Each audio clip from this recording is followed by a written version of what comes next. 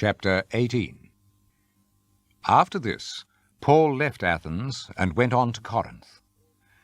There he met a Jew named Aquila, born in Pontus, who had recently come from Italy with his wife Priscilla, for the Emperor Claudius had ordered all the Jews to leave Rome. Paul went to see them, and stayed and worked with them because he earned his living by making tents just as they did. He held discussions in the synagogue every Sabbath, trying to convince both Jews and Greeks. When Silas and Timothy arrived from Macedonia, Paul gave his whole time to preaching the message, testifying to the Jews that Jesus is the Messiah. When they opposed him and said evil things about him, he protested by shaking the dust from his clothes and saying to them, "If you are lost, you yourselves must take the blame for it. I am not responsible. From now on, I will go to the Gentiles." So he left them and went to live in the house of a Gentile named Titius Justus, who worshipped God. His house was next to the synagogue. Crispus, who was the leader of the synagogue, believed in the Lord, together with all his family, and many other people in Corinth heard the message, believed, and were baptized. One night Paul had a vision in which the Lord said to him, "Do not be afraid, but keep on speaking and do not give up, for I am with you.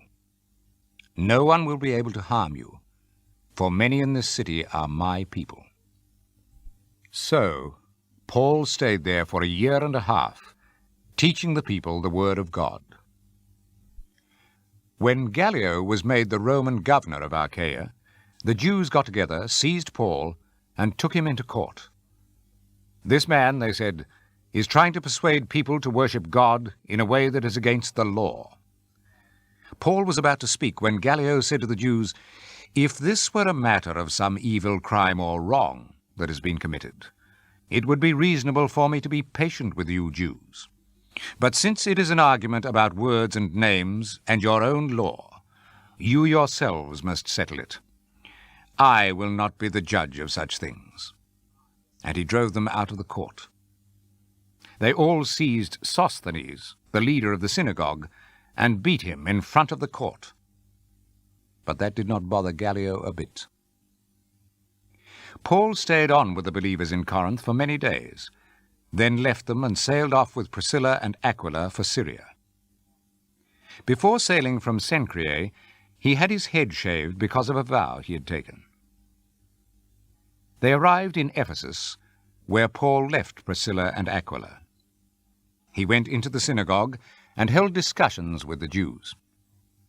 The people asked him to stay longer, but he would not consent.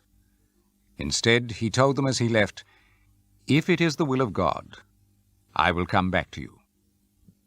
And so he sailed from Ephesus. When he arrived at Caesarea, he went to Jerusalem and greeted the church, and then went to Antioch. After spending some time there, he left and went through the region of Galatia and Phrygia, strengthening all the believers. At that time, a Jew named Apollos, who had been born in Alexandria, came to Ephesus. He was an eloquent speaker and had a thorough knowledge of the Scriptures. He'd been instructed in the way of the Lord, and with great enthusiasm he proclaimed and taught correctly the facts about Jesus. However, he knew only the baptism of John. He began to speak boldly in the synagogue. When Priscilla and Aquila heard him, they took him home with them and explained to him more correctly the way of God.